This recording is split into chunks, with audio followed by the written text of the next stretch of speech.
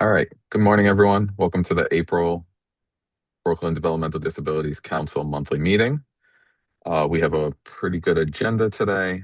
We have updates from IAC, OPWDD, the Brooklyn Council, and we have a great presentation by Nan Blackshear, Director of Special Initiatives from Aging Connect, the New York City Department of the Aging.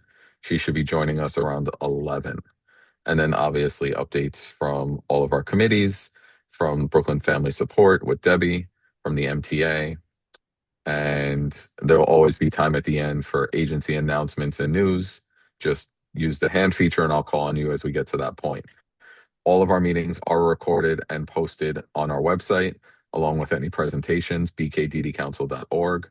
And please feel free to put any announcements or information in the chat, and we'll try, and even questions, and we'll try to get to it as we can. But all the chats are also posted with our recording on the website, usually within 24 hours after our meeting.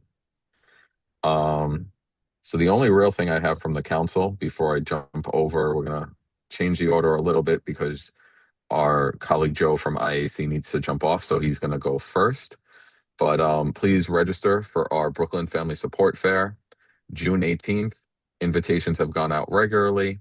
They are also available on our website and our Facebook. If you don't have my email for whatever reason, it is free for professionals, for families, for advocates, for anyone to attend. The only cost is if you want to have a table as a provider or as an agency. And all those details are on the flyer on our website, or you can email me if you need more information. We have a good turnout so far. Last year we had almost 80 providers and over 300 people attend, and we look like we're going to break those numbers this year based on early registration. So it'll be a really great day. And we already have 5 sponsors, which is amazing. The only other big news, and I'm sure Joe is going to touch on this, there's still no budget in New York State. So the waiting game continues. They continue to put in bills to extend, and we continue to advocate and wait. So as you see those one-click letters, one came out attached to the invitation for this morning. Please take a minute. It takes, just click on it, enter your information, continue to flood our electeds with our advocacy asks, and make sure that our message is heard loud and clear. We still have some time because of delaying the budget, and that works to our advantage, hopefully. That being said, I will pass it to Joe from IAC. Thanks so much, Brian. I appreciate it. And you were right. That is exactly one of those topics that I would be covering today. So first off, I want to do thank you all for accommodating my schedule. I really do appreciate it. I want to do a couple housekeeping items for IAC up front. Just to alert everybody, if you haven't heard already and you haven't registered, our conference is coming up in June 10th and 11th. It's in everybody's signature on their emails, and you can click on the registration from there. But I will also put a registration link in the chat as well. Registration is currently open, and we are filling up fast. So please feel free to use that link and schedule if you're going to be able to attend. Secondly, I wanted to let everybody know, I feel like I've been saying this in a lot of meetings, so if I've said it here before, I apologize. But as of the 1st of this month, we have officially moved. So IAC is no longer at 150 West 30th Street. So we are now at 145 West 30th Street. We're across the street and above, way above the DMV there across the street. We're on the 12th floor, so we've switched sides of the street and switched floors, but it's still essentially the same travel for everybody. That we are looking forward to hosting some more events in our new space, which is a really bright, wonderful new space and really geared towards congregate meetings there. We're still hammering out some of the details of some of the technology to make sure we can do hybrid events fluidly and effectively. But we're very excited. Hopefully we'll have some information too about some potentially some open houses to get people over down to see us as well. Also, so before the next time we meet, we will have had our education lobby days. This is more Kate's bailiwick. I don't really have all of the details of it, but I do know it's going to be on the 5th. It's going to be my first time attending the education lobby days. I'm very excited for it to learn myself, but I can certainly any questions or any issues, you can either send them to me through the chat, and I'll make sure to follow up. If I have the answers now, I'll follow up. If I don't, I will bring them to Kate and get them to you as soon as I can. Okay, so that's the IAC updates. Moving on, we have a few topics. I want to kind of structure this as a federal and then state. The fiscal year 2027 budget, the president's budget was proposed since the last time we met. It includes flat funding, targeted reductions, proposed eliminations across several disability-related discretionary accounts. While Medicaid is largely preserved structurally, the proposal reinforces a shift toward administrative tightening and increased oversight at a time when federal agencies face ongoing staffing shortages. These shortages have been exacerbating delays in Medicaid waivers, state plan amendments, and federal approvals. Anchor has voiced strong concerns about the president's proposed budget. And I want to take a moment here to point out that the president's proposed budget, very similar to the governor's proposed budget, it's an opening salvo. It's the first attempt to lay out what they're where they're negotiating from. So while it is not, I don't think we should overreact to every detail. It does point towards where their priorities are and what they're looking towards. And it really does provide a guide for us on how we have to advocate and how we should be advocating to support the people that we're serving. So Anchor's voiced concerns about the proposed budget, which includes a 12.5% reduction in health and human services funding and elimination of the Administration for Community Living. This move would significantly weaken federal infrastructure supporting HCBS workforce developments and disability programs. Anchor also warns that continued threats to Medicaid and specifically to HCBS create profound instability for people with disabilities, their families, and providers. And they're urging Congress to reject proposed Medicaid cuts, structural changes, and strengthen HCBS protections in order to ensure stability for people with disabilities. One of the things I would encourage everybody to do, and again, I'll put a link to this in the chat as well. I would encourage anybody to find Barbara Merrill. She's the CEO over at Anchor. And she, alongside the proposed budget, was a hearing between the House Ways and Means Committee, where Health and Human Services Secretary Kennedy made some pretty alarming comments, and Barbara Merrill pretty instantly and very quickly put out a very strong statement advocating and supporting all of those items that I just listed above. I would encourage anybody to go take a look at it. It's a good guide for us on how we want to advocate and talk with our representatives and really work towards ensuring that we really buttress and support the case being made to not cut Medicaid so that we can maintain services and continuity of care for the people we serve. I will, like I said, I'll put that link into the chat after I'm done speaking. Next, I wanted to talk a little more about New York State.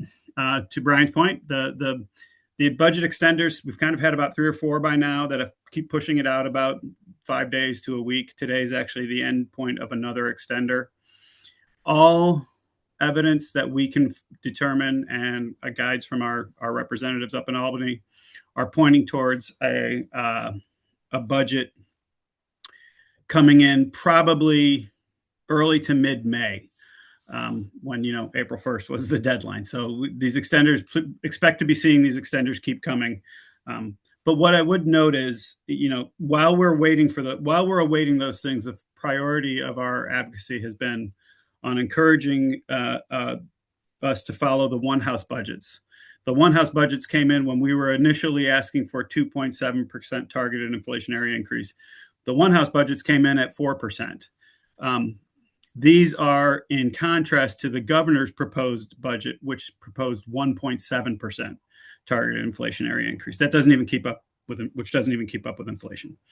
So when we came to the 2.7, that was to keep up with inflation. So we want to make sure that we're actively advocating, and we can send out the one clicks, and I'll put those links in the chat as well, for the full 4% targeted inflationary increase.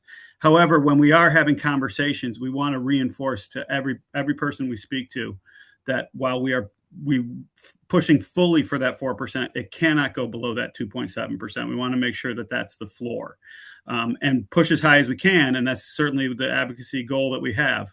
But please make sure that when you're having those conversations, you reinforce that it can't go with the 1.7. We need to get to at least that 2.7% rate. Another thing that we're focusing on is a number of bills that are before the state government regarding the care force. A lot of it to do with housing. We're having a real hard time finding staff people who can live in the places permanently where they're providing supports.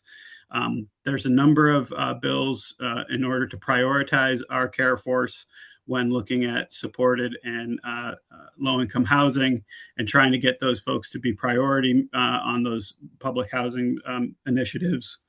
In which we encourage people that once that budget, one of the things to know about the structural way the budget and the bills work is once the governor gets past whatever her priority items are and determines that she's going to be able to sign off, there becomes a flood of activity that happens in the 3 to 4 days that follow, where all of these bills that need to be funded come through and are reviewed.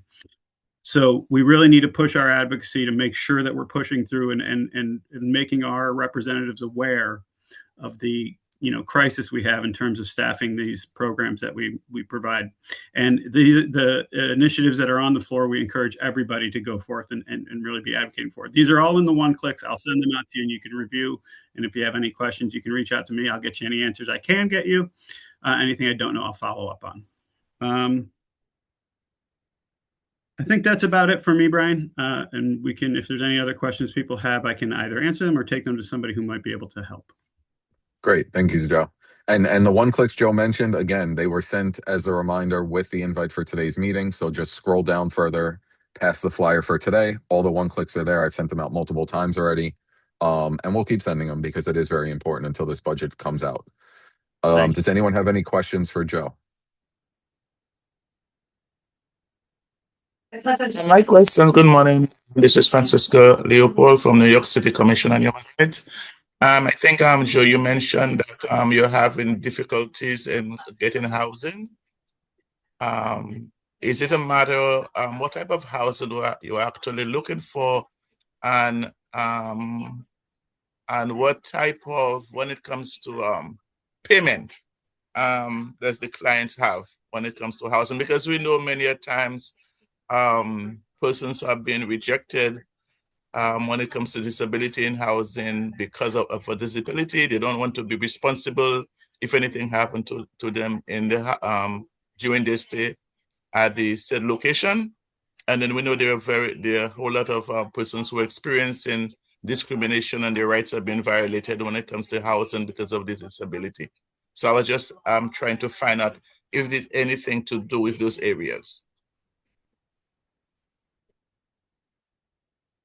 You are muted. I can't hear you. No, I got it. Sorry.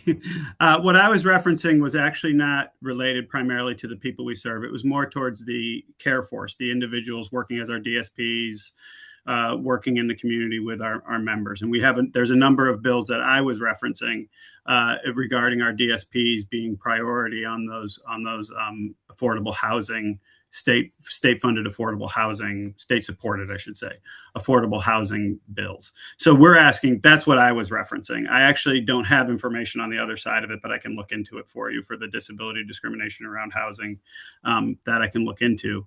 But what I was referencing was more bills that were in support of the care force and not the people served. Clarifying that, because I joined the meeting, so I just got the last end of the not being able to get housing. So thank you so much for clarifying that. But if at any time, any persons on the line that you come across anyone who is having issues, when it comes to housing, some persons are getting vouchers, some persons are getting, and they're being refused housing, please don't hesitate to reach out to me. Thank you very much. Can you also put your contact information in the chat, please? I will.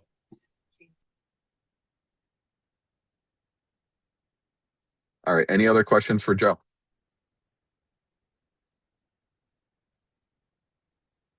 All right. I don't see any. Thank you, Joe. Appreciate you being able to make it on, and we were able to accommodate you getting on early. Really appreciate it. Thank you. No problem. So I will now pass it over to Nina Gritze from OPWDD. Uh, Good morning, everyone. I will do some highlights on several key OPWDD initiatives that we've been working on, and I will provide some updates. As you know, and you probably heard from the Commissioner, that April is Neurodiversity Acceptance Month, and OPWDD Department partnered with state parks and Department of Environmental Conservation to raise the neurodiversity strands flag across the state. In addition, the governor marked the month by lighting state building in red, white, and gold to reflect strands and celebration. We have OPWDD also announced 25 million in regional disability health clinic awards, supporting 30 providers across the state to expand healthcare access, including biggest investment at NYU to expand dental services for children. A significant milestone is the statewide expansion of supported decision-making. Through a competitive process, our agency awarded a contract to AIM Services to coordinate facilitation across New York. Supported decision-making allows individuals to make their own choices about finances, healthcare, relationship with support from trusted individuals, which will be an alternative to guardianship. And this builds on legislation signed by Kathy Hochul in 2022 and years of pilot work that was led by Supported Decision Making New York and Hunter College of CUNY. New York is now the first state in the nation to fund facilitation of supported decision-making agreements statewide. And OPWDD also reaffirmed its commitment to communication rights, emphasizing that individuals must have their own voice heard through evidence-based communication methods, including technology. At the same time, OPWDD does not support methods that lack scientific evidence, while we continue to support autonomy and person-centered communications with people we support. We have a change coming for our self-direction program.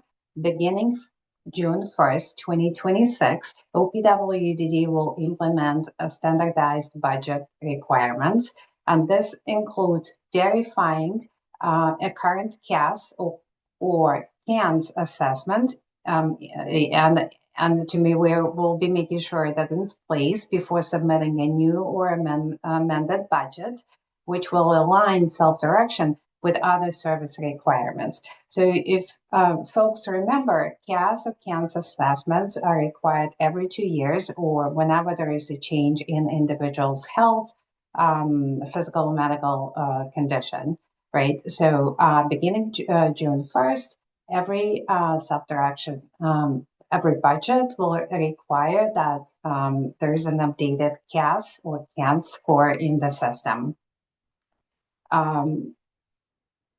On capacity management, this is the application that OPWDD has been working on, and we made investments into our IT system to improve the certified residential opportunity process. Care managers were required to update referral packets, and moving forward, if the information is outdated with our agency, it may delay making targeted referrals and finding the placement for the individuals. And what it means that on an annual basis, care managers are required to submit updated packets to make sure that we have the most recent and accurate information for successful transition to potential providers.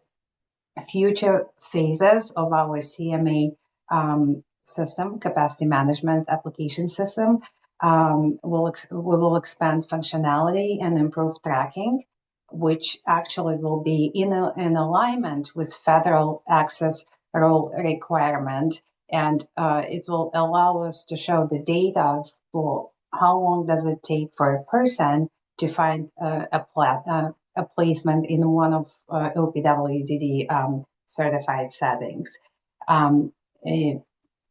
OPWDD is also advancing its Commissioner Task Force on Aging.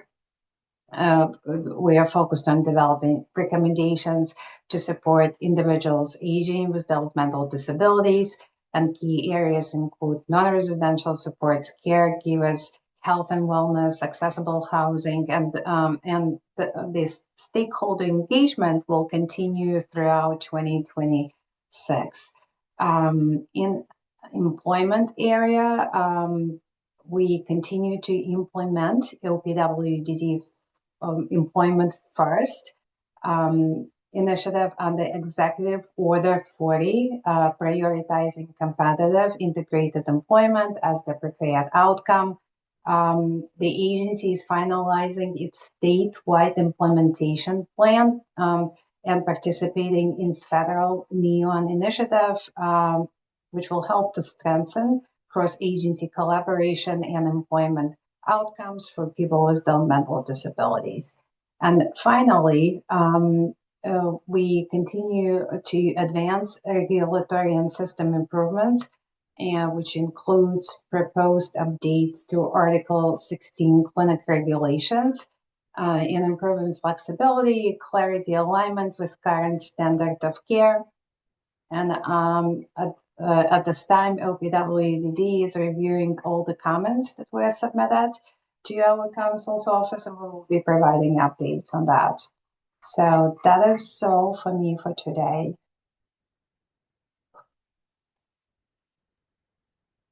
Thank you so much, Nina. Does anyone have any? Rochelle, go ahead. Hi, good morning, Nina. Thank you for the report. A couple of things. One is I want to say personally how grateful I am for the state's investment in the dental care at NYU. It's been critical for so many families where individuals just cannot tolerate standard dental practices. And I'm looking forward to the expansion. Also, on a personal note, I would love to see the plans for also enhancing behavioral health supports in New York City, which I think we all know are severely lacking. Access is very limited. And also, the matter of quality of that access is also an issue. So just a personal pitch on that. A question is that I believe I heard the commissioner say that going forward, I don't know exactly the start date, that the CAS assessment will be required annually to comply with federal oversight. Do you have any information on that and when the plan is for it to take place? Because this is a very significant change for our system. As far as I know, last year, OPWDD Central Office, they met with families on educating and speaking and talking about the CAS and the importance of having CAS. For I could be mistaken, but I thought that the CAS are needed every 2 years, not annually. Yeah, that's the current one. But the commissioner did state at the DDAC meeting, actually, that the plan was for it to be annual. And like I said, this is sort of a major to-do for everybody. And I think we would like more information on that whenever possible. I can try to look for that and bring it back to the next meeting, or I will share additional information. It's available on the website. Yeah, right, but we are moving toward CAS. Right now we are using DB2 assessment to estimate to assess individuals' abilities, and that system is going to fade away once we implement CAS, which again will align us with federal requirements. But I will look for that information, Rochelle, and I will share what we have. Thanks, Nina. Thank you. Debbie? I think Nina, hi. The Um, first of all, I want to say that I'm very happy about the money's going toward the dental clinics, and I agree with Rochelle. There is a very big lack of behavior and mental health type services that go for people with developmental disability. And the biggest issue also is this, besides the access piece, they don't understand if our children are adults and we may not be the legal guardian, but we're still the representative payee and the healthcare proxy. They don't want to talk to us. They've done this to too many families. And even though the family needs the help, they're they're stymied. They don't know what to say or do. Because I've seen this happen too many times where they say, well, we can't break the confidentiality, but there's a behavior issue that it's being affected the whole family. What should we do? So I hope we can expand the START type program, but also the mental health side has to be re-educated on how to work with our population because they're not doing a good job. Thank you. I know that I would say that we take all the comments seriously and keep elevating that. I know that several reports were shared at the DDAC, where the families meet with the commissioner at statewide family Yes, we meetings. bring up there. We did bring it up. And yeah, just continue to bring it up, and we'll certainly do something about it. Because I don't want you to think no, I'm not upset with OPWDD. I'm very upset with OMH, who's still, to me, living in the dark ages. So I want this to know that I am not upset with OP. I see what OMH has been doing, and they still refuse to change. And I will still continue to advocate. But thank you. All right. Any other questions for Nina? All right. I don't see any. Thank you so much, Nina, for your update and for being here as usual. We appreciate it. And if you can you just put your contact in the chat in case people do want to reach out but don't want to say it publicly? All right, sure. Thank you. Thank you. All right.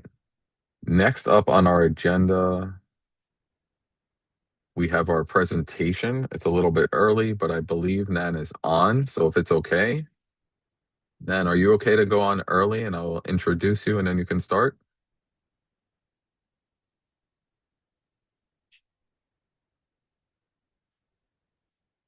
Yes, can you hear me? We can.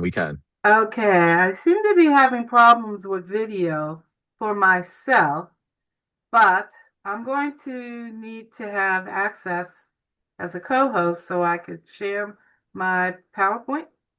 Yep, I just made you co-host. So while you're getting set up, I will do a quick introduction and then you will be good to go. Thank you. All right, so we are very happy to have a special presentation by Nan Blackshear, who's the Director of Special Initiatives at the New York City Department for the Aging.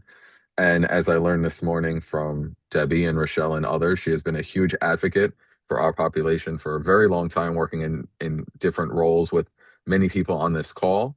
So we're very happy to have her join us talking about Aging Connect and resources available to support individuals with developmental disabilities as they age. So I'm sure that didn't give you your due, as I heard a lot of good things from Debbie and some others before we got on. But we're very happy to have you here. So as soon as you're ready, you should be good to go. Okay. Yes, I think I'm ready. So do I need, okay, I need to share the screen, right? Yes. That would help. Okay. All right. Uh, let's see. Let's go to screen 2. We're going to share and we're going to begin. Hello, everybody. First off, thank you, Brian. That was a wonderful introduction. Yes, I am familiar with the organization. back in my Borough Hall days, being an policy analyst for the older adult and the disabilities community. So it's glad I feel like I'm coming home. So with that said, my name, of course, is Nan Blackshear, and I am a Special Initiatives Director with the Department for the Aging. I work in the Aging Connect unit, and I just want to thank Rochelle and Brian and others for inviting us to do the opportunity, or particularly this opportunity to do this presentation about our many programs and services at the New York City Department for the Aging, also known as NYC Aging. First, this is our agenda. Nan, I'm sorry. If we're supposed to be seeing something, we're not. You're not? I see it. This is Oh, you Carrie. I do? see I it. do. Okay. Yeah. Okay. I apologize. Yes, I'm I'm not seeing it on seeing my it. screen. I see it. I'll refresh my screen. I apologize. I don't see it. So hopefully it's showing up on the recording. It is Okay. showing. I see it. All right. All right. I hope So everybody please continue. sees I'm it. sorry. Okay. No, that's all right, Brian. That's okay. Like I said, I was having some video issues, so maybe that's what it was. But I will be sharing this presentation with everybody as a PDF afterwards if there's any issues.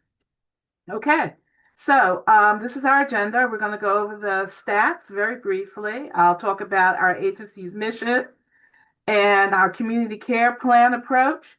And then, of course, go into all the programs and services and resources and why we're called Aging Connected. That's our hashtag.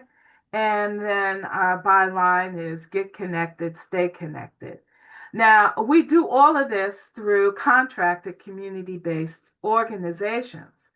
And by the end of this presentation, you will see why these services help to make NYC, New York City, an age-inclusive city because we believe in providing age-inclusive services to older adults. So, next.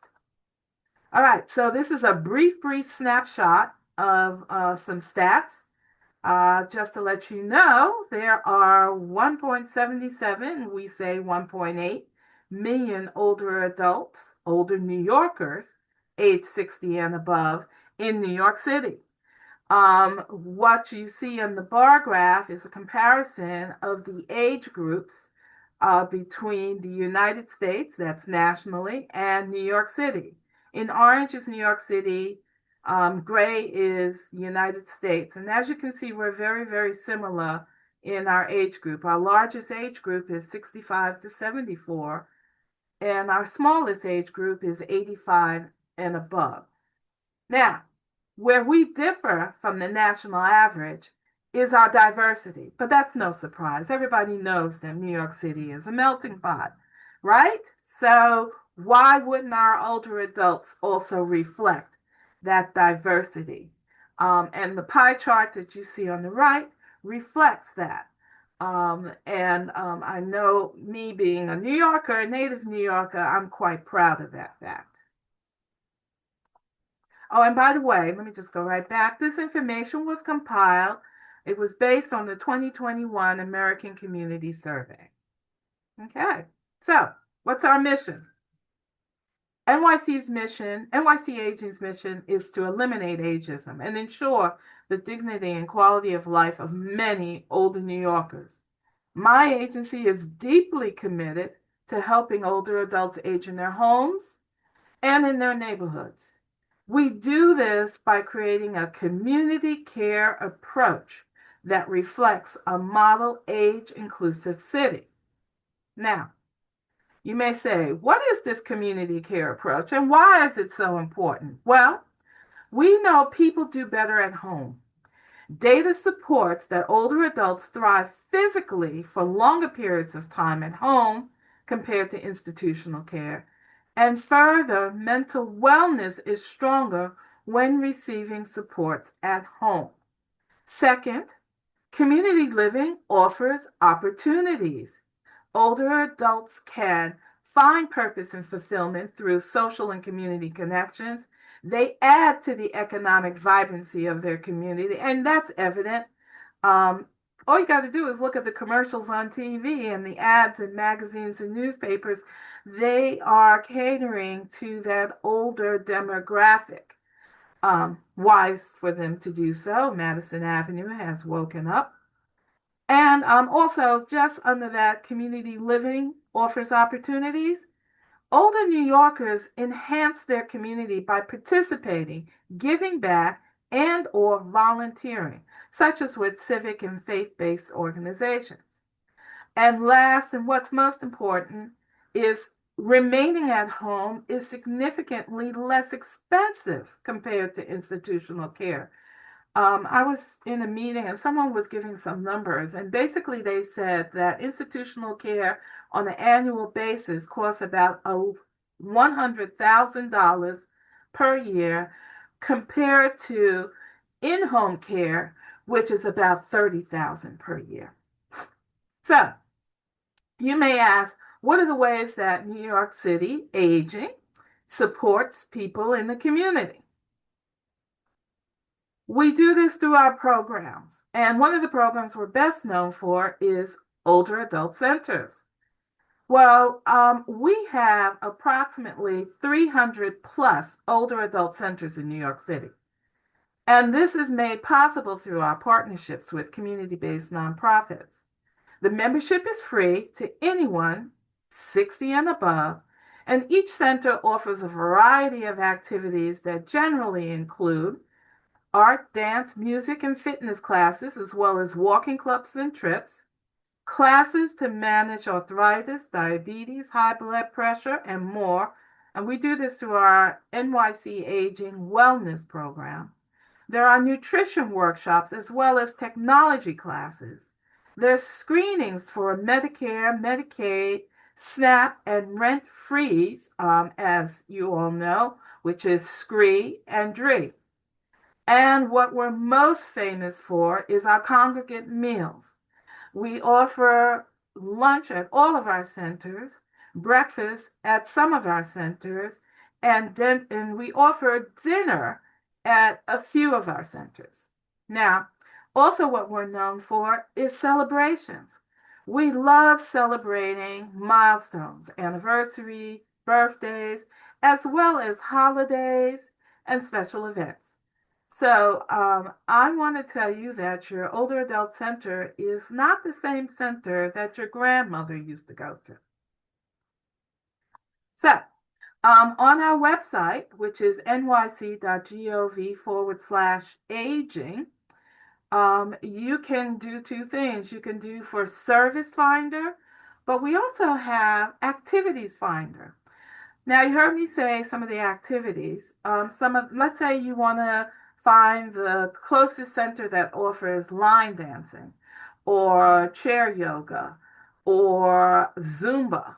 Well, all you need to do is to go to our activities finder, put in your address, at minimum your zip code, and you will basically let your fingertips do the walking in terms of being able to find activities to participate in. And maybe you want to be involved with a center that does trips.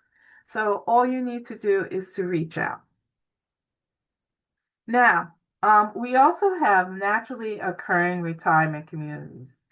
And NYC Aging funds what we call NORCs. That's what we call them for short. We fund supportive services and programs for residents, including health and wellness activities, help with benefits and entitlements, educational activities, and more. There's no application to enter a NORC since the idea is that an older adult in the community are aging in place.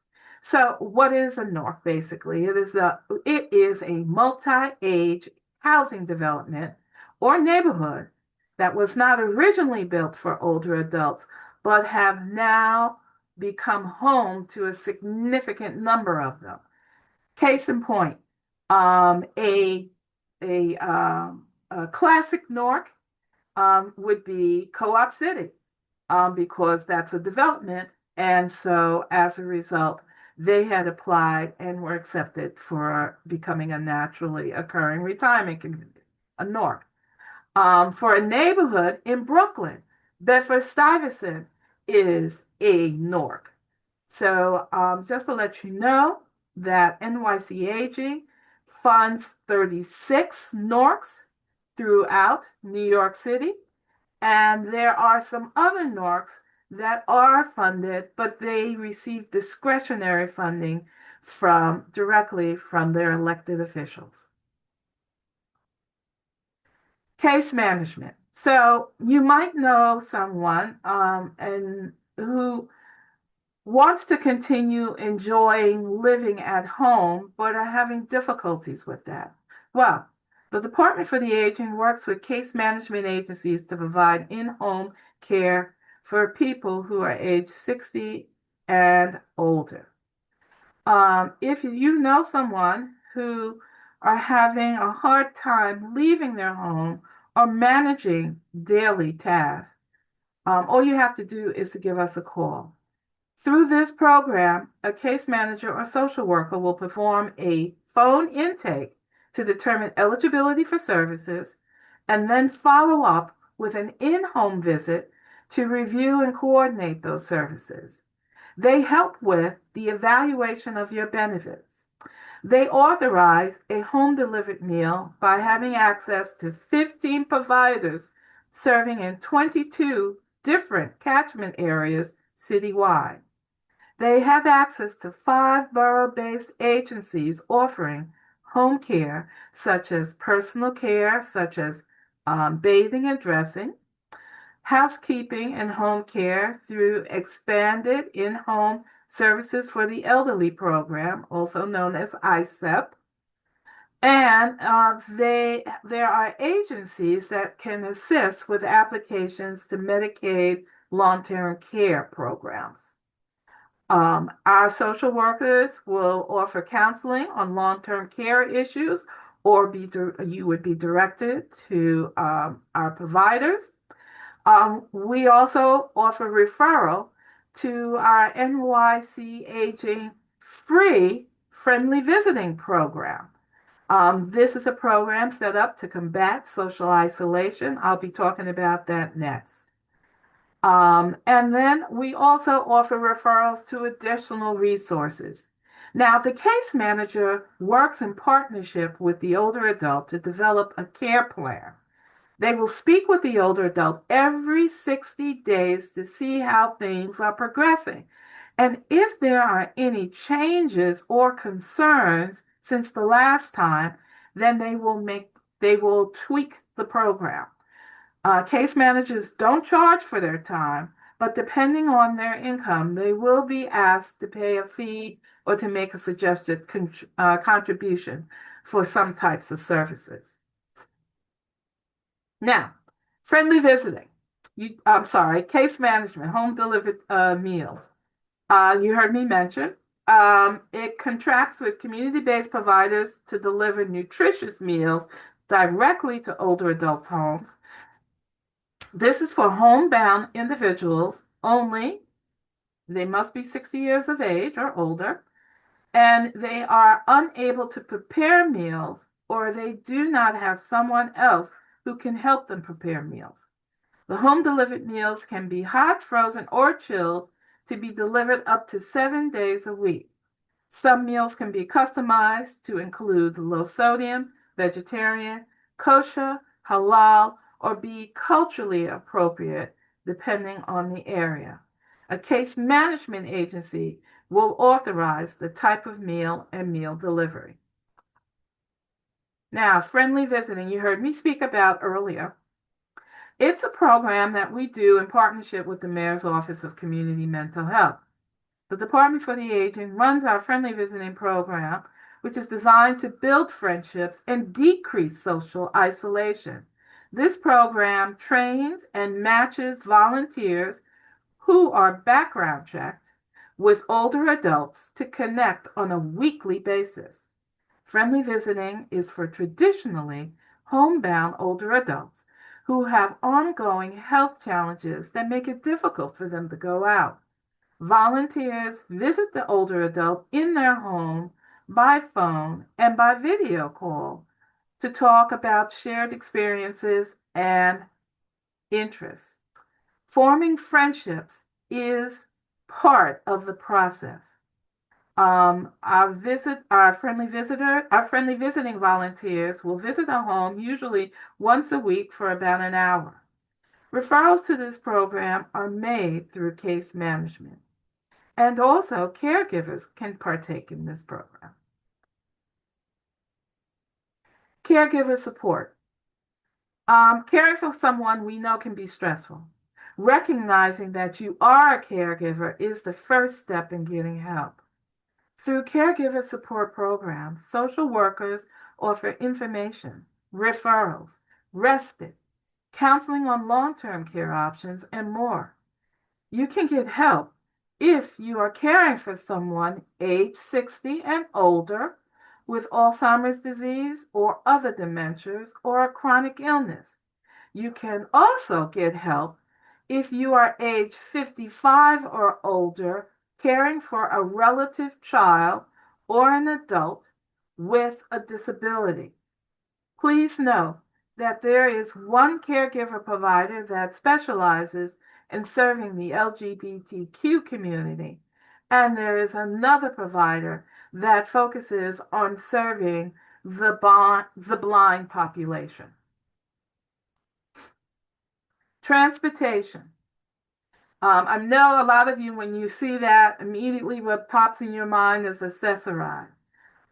This is not accessoride. This is a program under the Department for the Aging.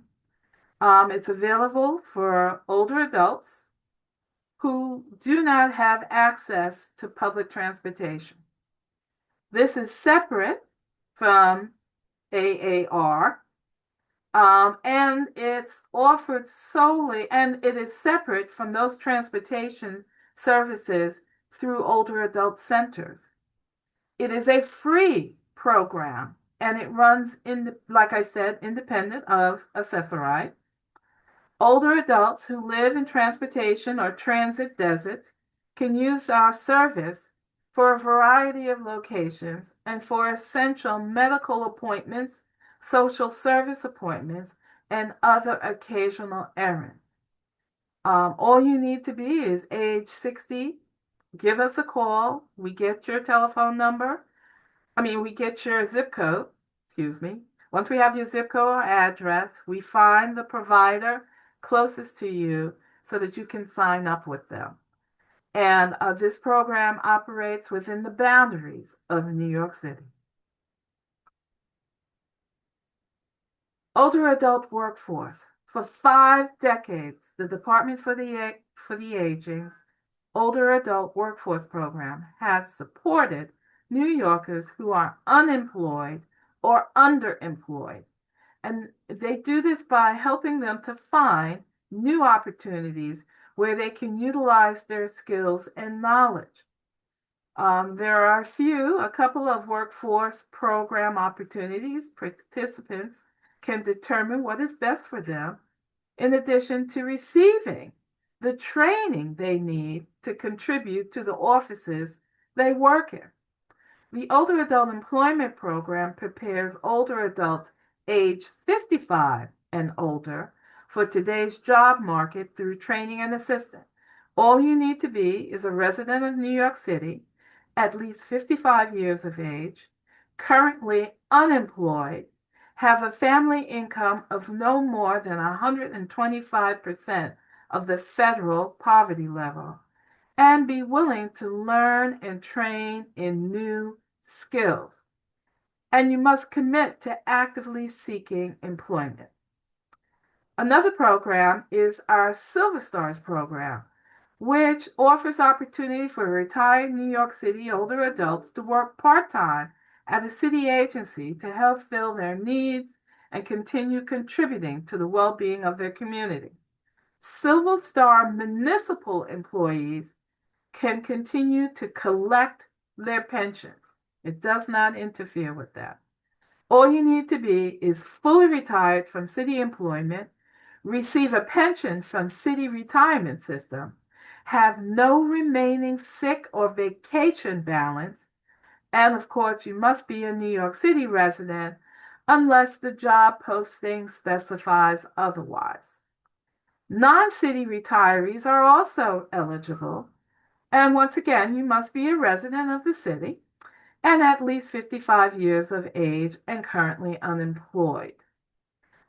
Positions are temporary and project-based and typically limited to a year. The length of a position is determined by the agency's business needs, and salary is determined by individual agencies. Assignments can last from 15 to 29 hours per week, and pay wages are comparable to project scope of work. Also under older adult workforce is our foster grandparent program. Now, if you know of anyone who's got a few weekly hours to spare, then the foster grandparent program is for you or for them. This program places low-income older adults age 55 and above in community settings where they can mentor and care for children and young people. This program is for income-eligible older adult volunteers, and this is because it provides a small stipend. Geriatric mental health. We provide this service, our geriatric mental health service.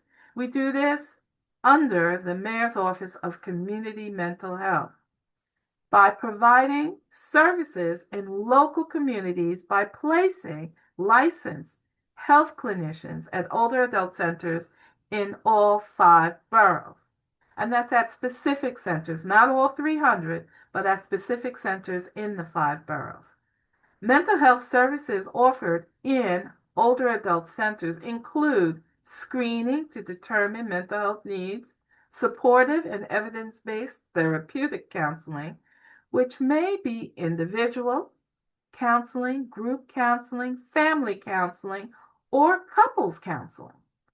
There are also engagement activities to raise awareness about mental health symptoms and concerns, as well as providing information and referrals.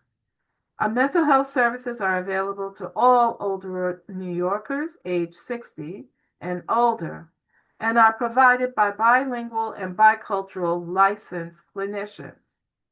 You do not need to be a member of the Older Adult Center in order to receive these services.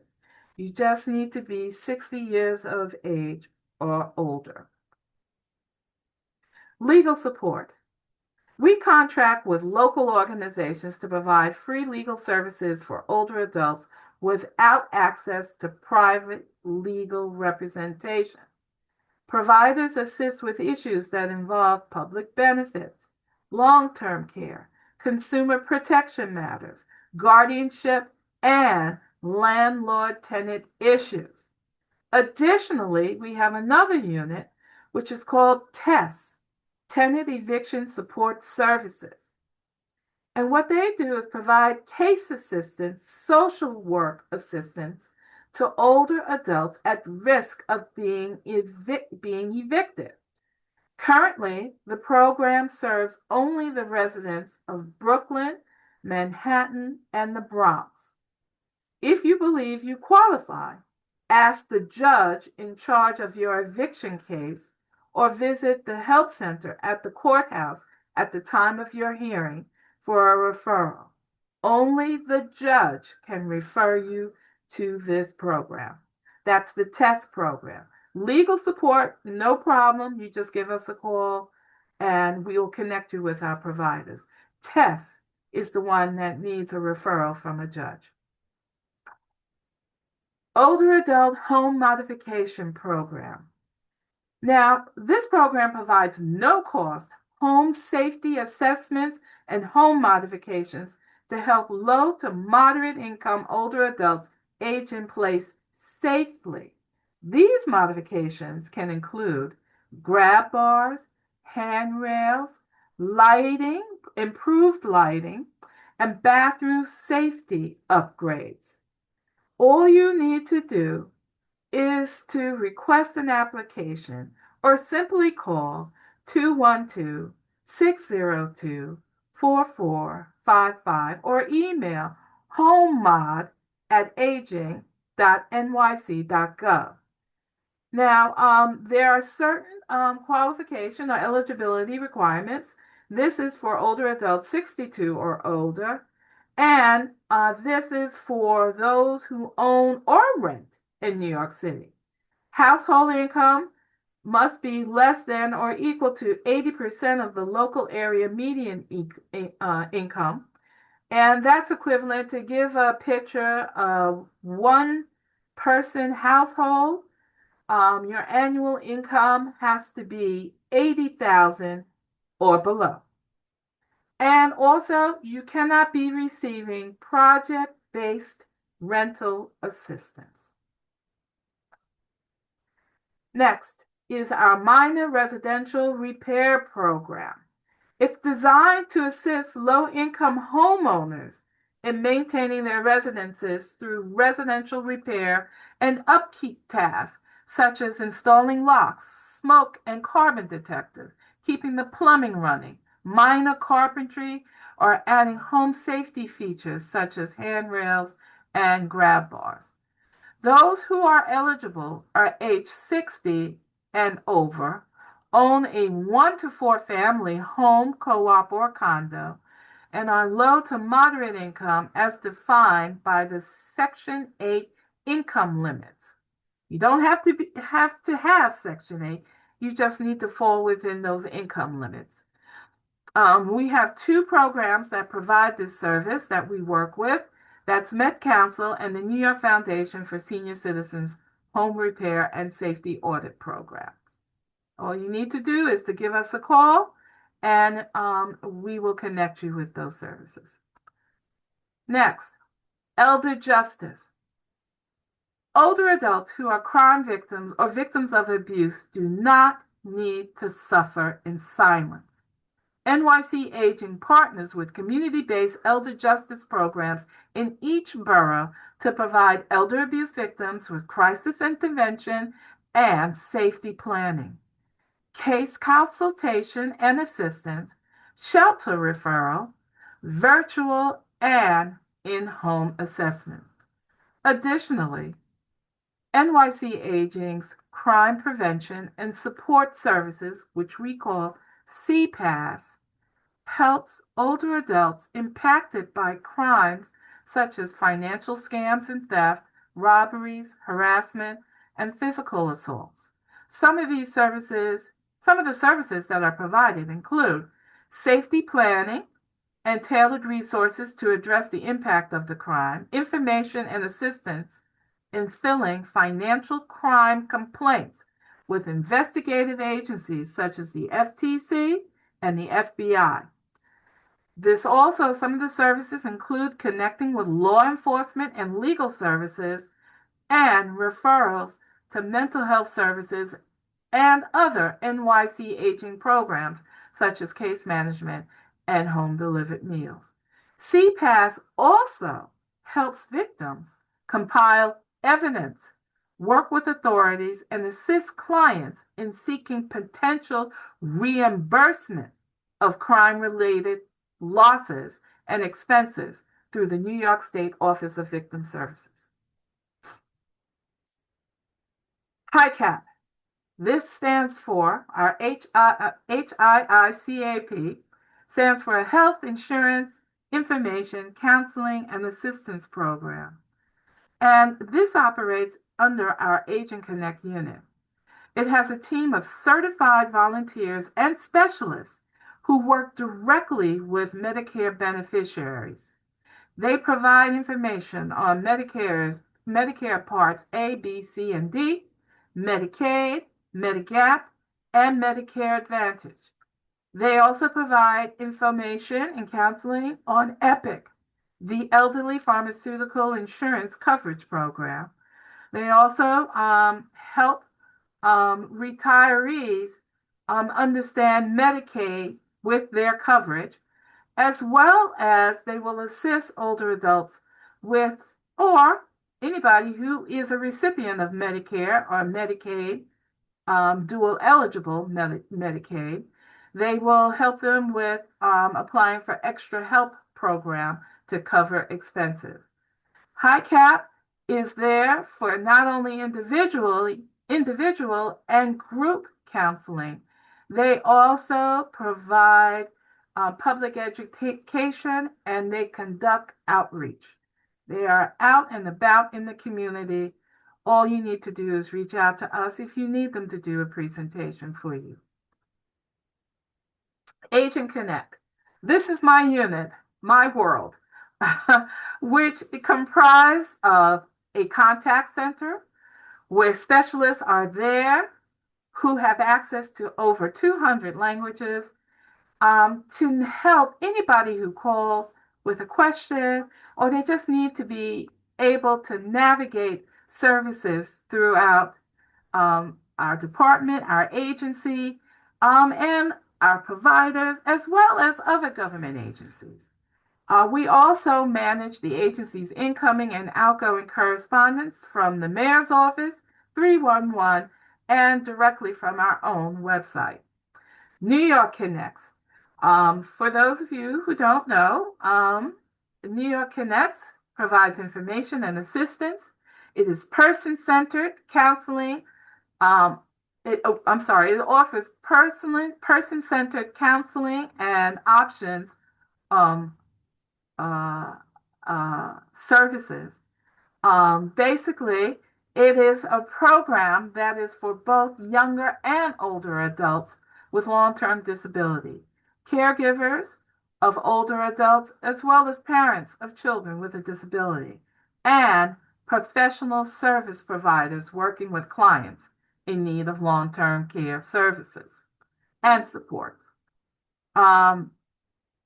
Then my unit, which is the Special Initiatives team, we do the presentation and table community events for those organizations that wish to spread the word about our services. We also are responsible for coordinating the distribution of Farmers Market Nutrition Program coupons. It's a seasonal program throughout New York City. We receive it from New York State and distribute it, these $25 value coupons for older adults to use at farmers markets through July and November. We are very busy starting actually now getting and registering sites for those who wish to distribute these coupons. And last but not least is our volunteer program. We recruit and engage and train volunteers for opportunities that support older adults. We also connect corporate employees and their volunteers, corporate employee volunteers and groups with older adult centers and NORCs. Now, we've been running an anti-ageism campaign in New York City. It's an intergenerational campaign using print ads and video advertisement to spark dialogue across the city. It reminds both younger and older New Yorkers that age discrimination affects us all. The campaign encourages everyone to notice it, call it out, and reject it. Because when we challenge ageism together, we create a fairer, more inclusive city for every generation. You can learn about anti-ageism. You can go to our website and just type anti-ageism, and it'll bring you to the page in which it describes what it is and how to call it out. Okay. That telephone number. Well, I've been telling you all you need to do is call. This is the phone number, 212-244-6469. This is our Agent Connect line. We are open 8:30 to 5:30, and Monday through Friday. You give us a call and we will direct you to the proper services. And now it is at this time that if you have any questions, I'd be very happy to take them. Thank you so much, Nan. That was so informative and really a great presentation. So if you do have questions, please raise your hand. I will call on you. So the first hand I see up is Rochelle. Yeah. Dan, thank you so much. And as an older adult myself, I am very appreciative of the vast array of services and supports that your agency provides. I am also a member of the OPWDD Commissioners Task Force on Aging, which is why I was particularly interested in hearing your presentation. And I had a few comments and questions about two particular areas that are specific to people with intellectual and developmental disabilities and their families. First, I was really excited to hear about the caregiver support program because we have many people still living at home. We have an aging population of people with intellectual and developmental disabilities, and of course, their family members are aging even more. I would say aging even faster.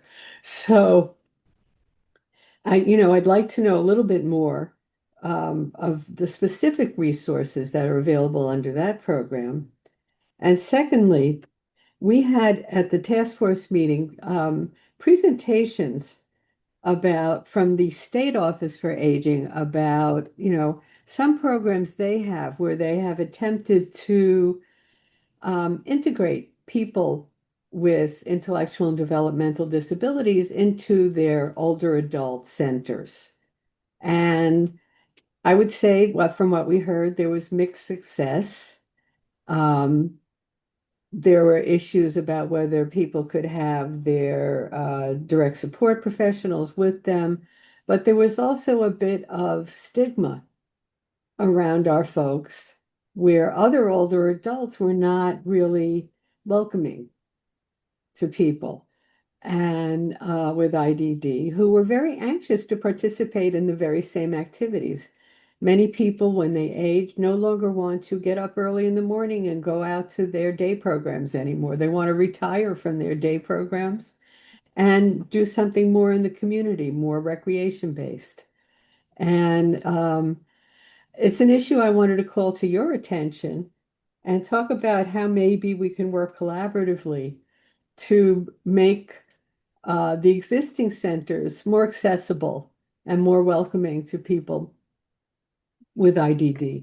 So those are kind of the 2 points I wanted to highlight. And I was wondering if you had any thoughts on that. I don't expect you to have all the answers, but also to, start thinking about, how the specific issues and needs of our population and their caregivers. Okay, I'll start with the first point, which is the caregiver support program. The program is there to offer a myriad of resources for caregivers to reach out to if they are in need. First, they would need to know what is income level. Some of the programs might require a fee, and it might be sliding basis. Also, there might be some opportunity for the caregiver themselves to be a part of a support group in terms of with other caregivers so that they can hear about some of the tips that other caregivers, experienced caregivers, may have to offer. The resources that our caregiver unit provides, we also work with New York Connects in that regard for long-term care, and particularly for the disabilities community. But Caregivers Unit is completely free of charge, except for some of the services that might require a fee. And uh, some, and also the type of insurance that you may have, and so forth. I really cannot get into the bare details of our caregivers unit. They usually do a detailed presentation in regards to the services that they offer. But I can say that the caregivers unit, a caregiver, a provider, is in each one of the 5 boroughs. All you need to do is to call us. And what we would do is, based on your zip code or address, connect you to the caregiver provider closest to you, as well as New York Connect. New York Connect is also in each borough. We have telephone numbers for each one of the boroughs. Just give us a call and we will also connect you there. As far as older adult centers, this is news to me, I'll be honest with you, in regards to you're saying that there has been difficulties for people with disabilities accessing older adult centers. Could you elaborate a little bit more on that? Particularly, and not so much people with physical disabilities, but people with intellectual disabilities. Ah, okay. So that's more the issue. I mean, I know they're all, physically accessible to people. I think it's more the stigma, perhaps, or just lack of awareness or lack of familiarity of people with intellectual disabilities and how they can be very socially gregarious and very anxious to participate in the kind of activities the centers offer. Okay. I would have to have that conversation with, what I would do is to bring your comment to the unit that oversees our older adult centers in regards to intellectual disabilities, people with intellectual disabilities, and how to have centers incorporate them. What we do is we partner with nonprofits throughout New York City, henceforth why we're able to have so many older adult centers. They are funded through us and to follow certain guidelines. So once again, I'm going to bring your concern to the unit that oversees those centers and to see if they have any input or ideas. Thanks, Nan. And just one last point on that, which is um, one of the things we talked about in the task force is what has helped in areas upstate is for more education of people, of participants at the older adult centers about people with IDD and getting to know them and, to break down those kind of barriers. So we would be happy, I think, to have conversations with the older adult center unit to talk more about the opportunities there. And I thank you so much for your support on that. Absolutely. I will do my best to try to bring you and them together. Thank you. All right, thank you. Next up, Sandy, your hand's up. Yes, it is.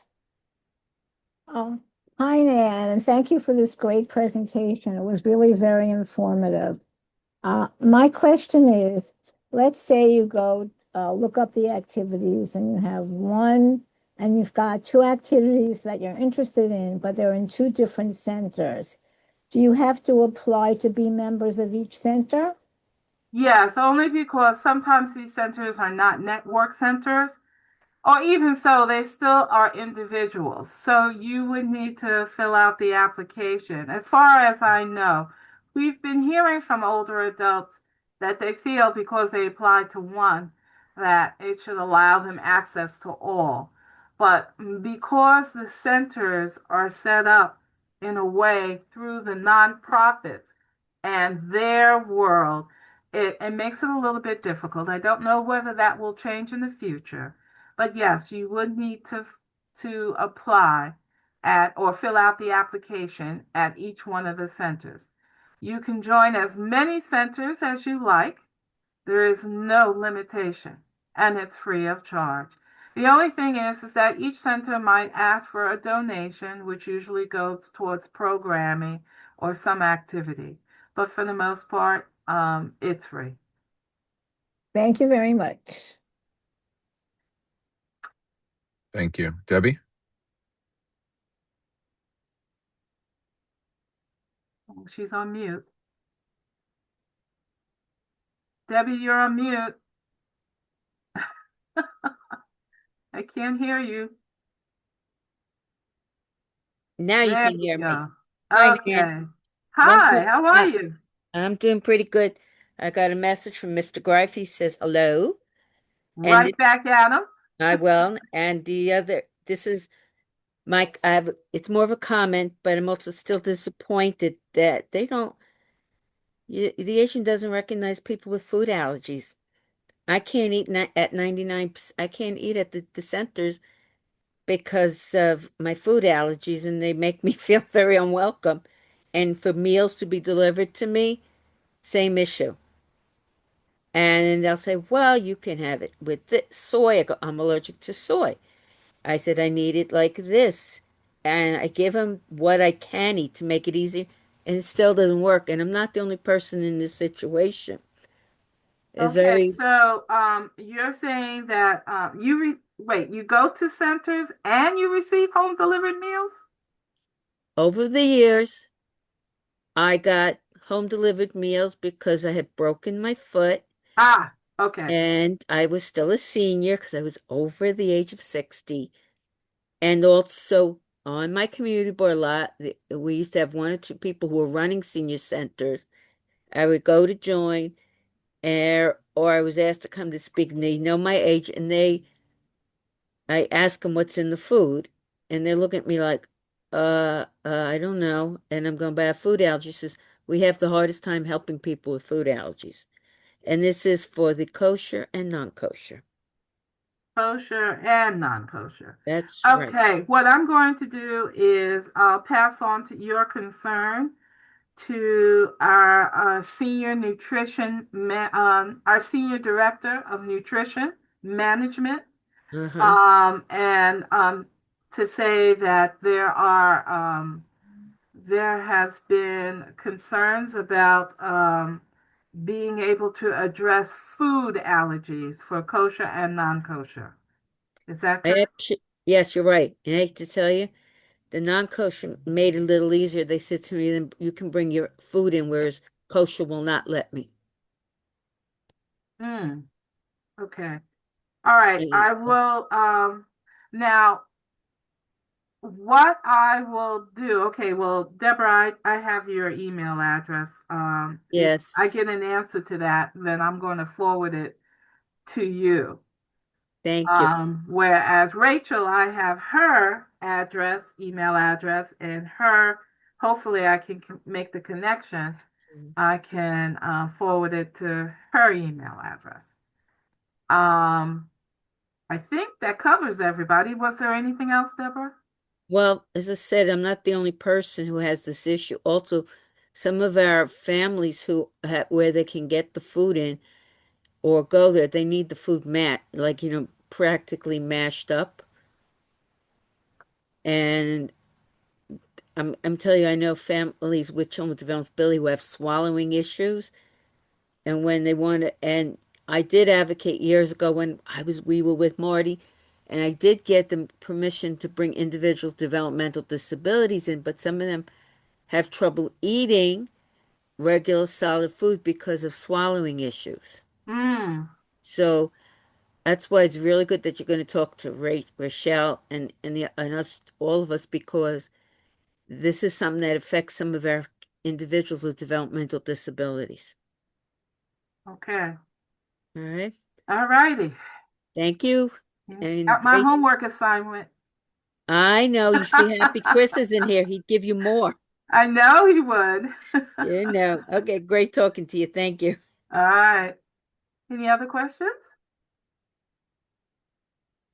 I don't see any in the chat. I don't see any other hands up. So again, thank you, Nan, for being here. That was a great presentation. And thank you for taking some questions and all the time. We really appreciate it. I know you said that you will share your presentation with me so I can get that posted out to the members after. I know they'll appreciate that for anyone that might not have been able to attend, since we do post a video but we definitely appreciate your time and support. Oh, it's an honor and a pleasure to be here. If there's any other organizations that anybody represents that's on this call and feel that they might benefit from this, I'd be happy to put in the chat where they can go to request us to table or to conduct a presentation. Also, I'm hoping Rochelle will connect me to the other offices in the other 4 boroughs so that I can let them know about our services. And hopefully by that time, hopefully we'll have some of these issues that came up addressed. So I'm here for you if you have any additional questions. All right, great. Thank you so much. All right. Thank you, Brian. Let me stop sharing. And Brian, I won't be able to stay on, but I will put that information in the chat. All right, perfect. We appreciate that. Thank you. No problem. All right, so thank you again to Nan from New York City Office of the Aging. And we'll get back to our agenda. I will circle back if we have any committee chairs that want to plug upcoming meetings for the council. Thought I saw a few of you guys on. Go ahead, Pilar.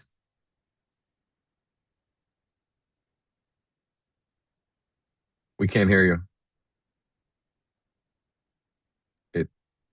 It doesn't show you as being muted, but we don't hear you.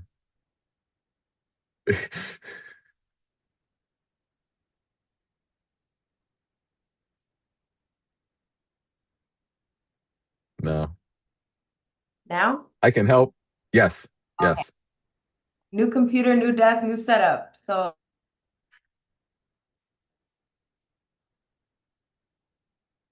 Uh-oh.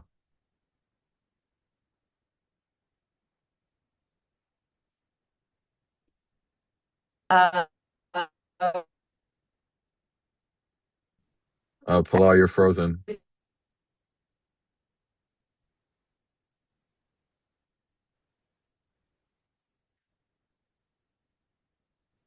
All right. I think she's frozen for everyone, right? Not just me. Okay. So what Pilar was going to say was the next meaningful day in Employment Services Committee meeting is May 19th from 4:30 to 6. We're going to be sending out a Zoom link and a flyer soon, but the topic of discussion is summer fun and resources.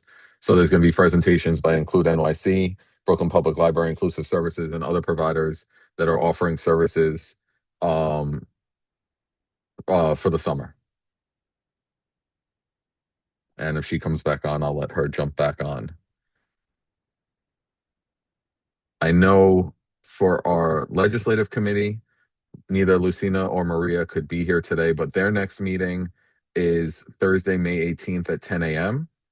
The legislative committee talks about ways to get involved with elected officials, advocacy efforts, some of the things that Joe and Nina had talked about earlier, ways that we can work together in the field to bring up the topics that are most impactful to our population. So please join that committee, learn how to get more involved, learn different tips on advocacy and how to feel more comfortable speaking up to your elected officials for matters that are really important to you, your family, the borough, and the people we support. Any other committees want to give an update for the council? Otherwise, Hey. I will move. Okay. Remember, I'm information provider. Yeah, but you didn't put your hand up, so I wasn't sure. My mouse is slowly dying and I'm trying to get it to work. Sorry. No, no worries. Okay. All right. We had our last meeting on Wednesday, April 15th. We moved it to the 3rd because of Passover. We had a special guest star, Rachel Cohn, Vice President for Accessoride. She was explaining on how the program works, how do you use the app, how that they're eventually going to go onto Omni, and she gave phone numbers of where and emails of if you have issues.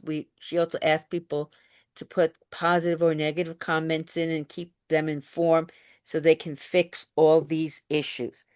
Our next meeting will be in May 13th, Wednesday. We don't have a speaker yet. but we will also not be meeting in June or September, but we'll come back in October. And if anyone has any speakers or issues they would like for us to speak about, please let us know. Do you want me to do the Thank advisory you. and the other thing fast? Just real quick, thank you, Rochelle. I think there was a mistake because I was going off Lucina's note. So Monday, May 18th is our next Brooklyn Council meeting, and the Yes. reason it's a week earlier is because of Memorial Day. I believe the legislative committee is Thursday, May 21st. Uh, no, I think she moved it to We will, Thursday. Think they yeah, so moved that it. would be May 21st. I had said May 18th when I gave my Yeah, first update, yeah. but May 18th is a Monday, and that's our May council meeting for the month. Um, And again, all of this can be found on our website if you go to the calendar page.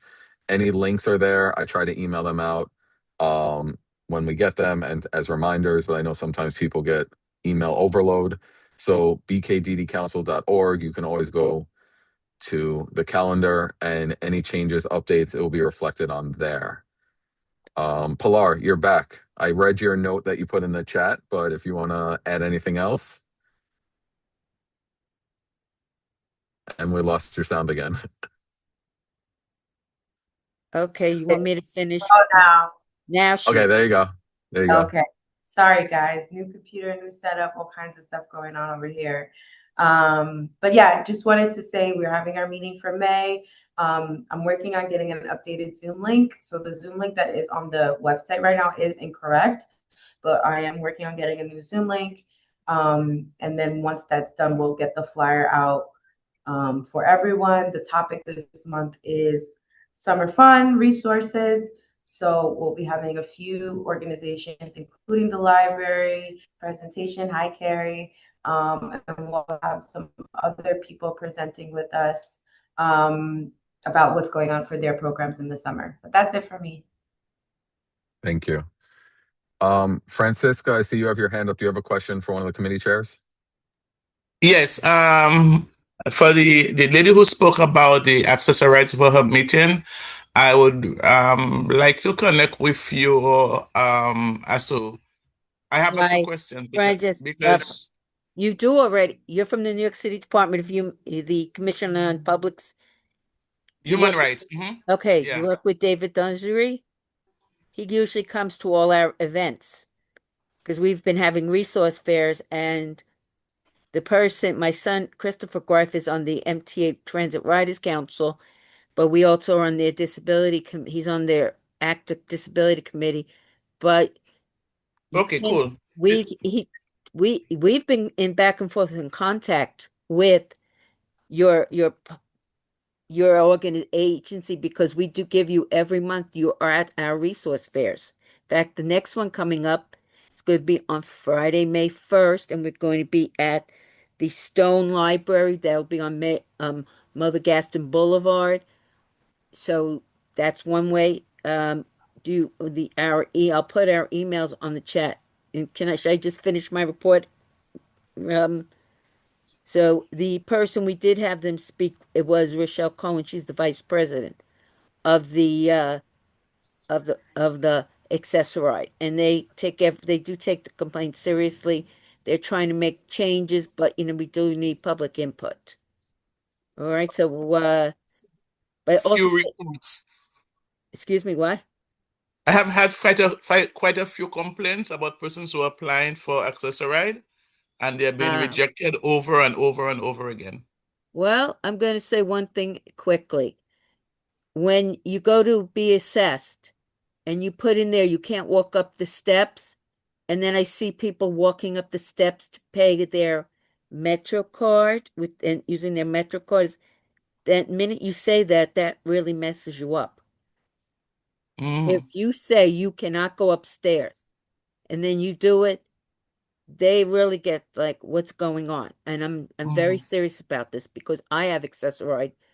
And the first time they tried to get me up the stairs, I said, "Where's my son? I can't do it by myself because I have a permanently broken foot." The second time, I was really not feeling it, but I still did the assessment. Again, they tried to say, "I don't go upstairs. Please stop bothering me about it." But I will tell you, I heard people saying, "Oh, I can do the stairs at times, but I said, you can't. If you tell them you cannot use the stairs, you shouldn't use the stairs. Mm-hmm. Because that's one thing also. But we can Thank you. talk at another time about this, okay? Sure. Thank Right. you. You're welcome. Okay. Brian, do you want me to just finish my report quick? Sure. I'll make it fast. Okay. As I was saying, we're going to, our first resource fair, which we're full, but that doesn't mean you can't come. And all the information is on both websites, is going to be Monday, May 1st. It will be at the Stone Library, and that's on Mother Gaston Boulevard. Now I want you to know that in May we're going to be doing the meeting, the advisory council meeting will be in person at the Flatbush branch of the Brooklyn Public Library from 10:30 I think to 1:30. We are doing in person. We are not going to be able to do virtual, and we're doing also because there will be a presentation. That library host has AHRC individuals and others coming in. Then they have great programs, so they want us to see it. I also want everybody to know that we're not having any resource fairs in June because it's the Brooklyn Family Support Fair and it's the Brooklyn DD. Please, we've had everybody registering. We will be in July, and that date will be on, and that will end up being at the Brooklyn Heights Library on July, I believe, yeah, July 13th. But if I'm wrong, Carrie can correct me when she does announcements. So with that, and Christopher also asked, they are doing the IBX, which is the interborough, and they will be appearing at community boards as well as they will be at different areas, like they're going to do public workshops. The next one coming up is this Tuesday, tomorrow from 6 to 8 at PS 70 Cornish Avenue at Elmhurst. Then they have, well, I'm not going to read all of that because let me be on it to everybody.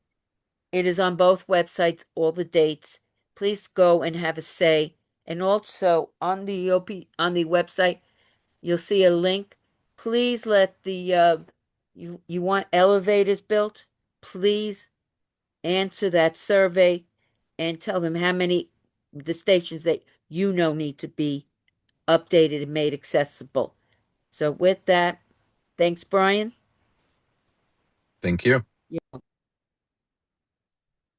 All right. With that being said, I can open it up to announcements.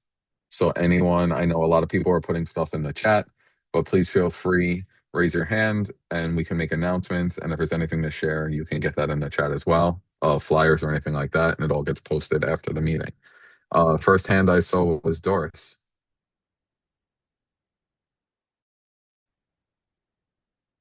Doris, you're muted.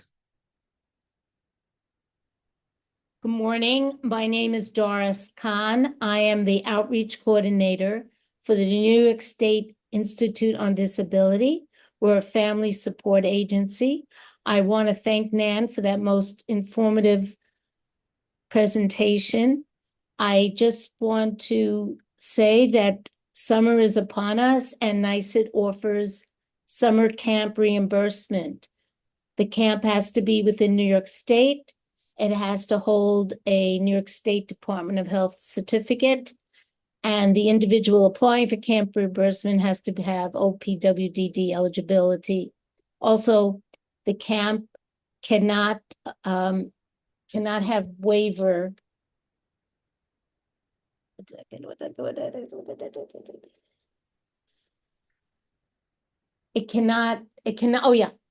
camp cannot bill for waiver.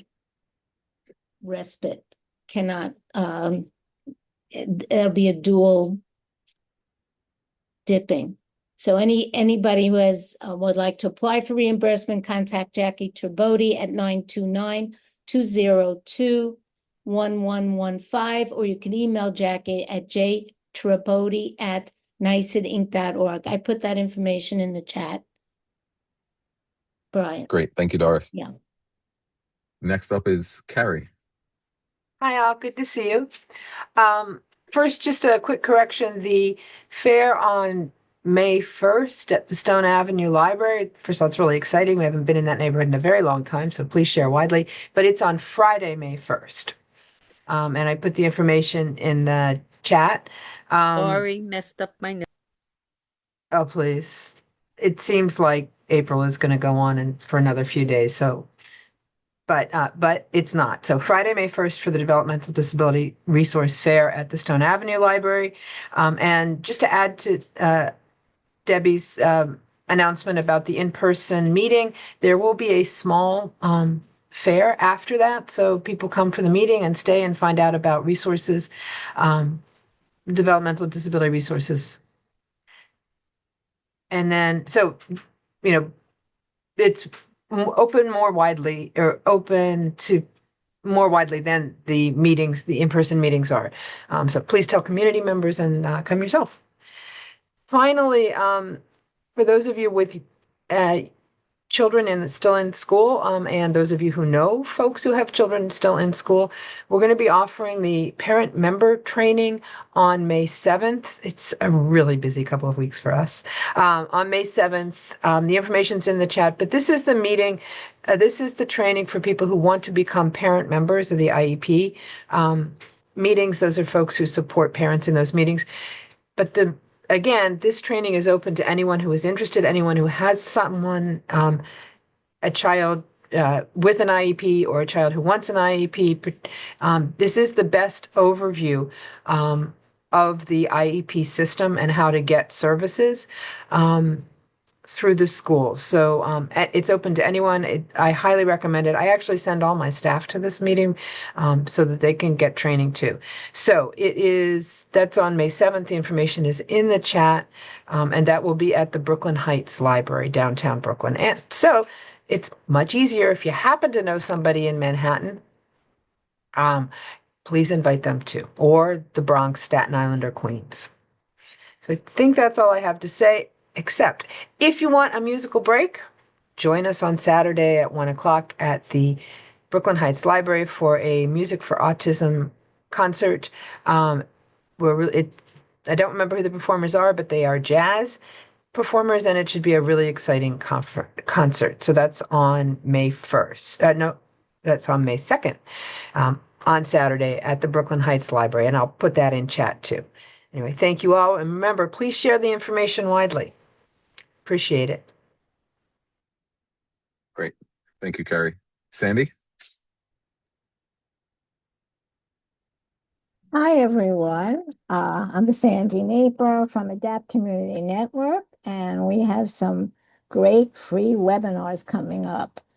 The first one is this coming Thursday, April 30th, Traveling the Road to OPWDD Eligibility and How Self-Direction Can Give You the Tools for a Fuller Life. The next one is on May 7th. That's also on a Thursday. Auditory Processing Disorder, Setting Up Your Child for Success. And the third one is on May 13th. That's on a Wednesday. We usually have them on Thursday, but this time it's Wednesday. And it's Pediatric Feeding Disorders, Important Facts to Know. All of these are free. We have Spanish and Mandarin interpretation for all of them, and you can register. I put the links on the chat, and I also put the flyers on the chat so you can know everything. Thanks very much. Have a great rest of the day. Thank you, Sandy. Melissa? Hi, good morning, everyone. Residential committee will be meeting in May, and I will send the flyer out once I confirm the date to Brian. Great. Thank you. Any other announcements from anyone? I don't see any other hands. Oh, Ernie, welcome back. Hi, thank you. Yeah, so it took me a long time to find a raise hand feature. So, hi, I'm Ernie McNutt. People might know me from many years working in the field, but now I have switched gears and I am a board certified health and wellness coach. I have a company called EPM Coaching. I do one-on-one coaching for adults with chronic conditions or people at risk for chronic conditions. And what we're talking about the big ones: heart disease, diabetes, prediabetes, high blood pressure, and many others. My coaching is really focused on you. It's one-on-one. I help you support the goals that are important to you, such as eating better, getting exercise, managing stress, social connections, many things that Nan was just talking about as well. And, the coaching, the idea of the coach is that, I'm on the sidelines. You're out there in the field, you're running around, you're doing all the things for your health and wellness. And it's great to have somebody in your corner, great to have somebody advocating for you, someone to talk to, someone to brainstorm with, and to make goals and to set goals that you you need to accomplish. And so I can be reached through my email, which I put in the chat. You can call me and also connect with me on LinkedIn. Happy to have a conversation about how we can work together. Thanks, everybody. Thank you, Ernie. Good to see you. All right. I don't see any other hands, so you guys get 15 minutes back in your day. Have a great week, everyone. Thanks, Bye, Brian. Thanks, Brian. everybody. Have a good Bye-bye. weekend. Thank you. Bye. Take care. Bye-bye. Yeah.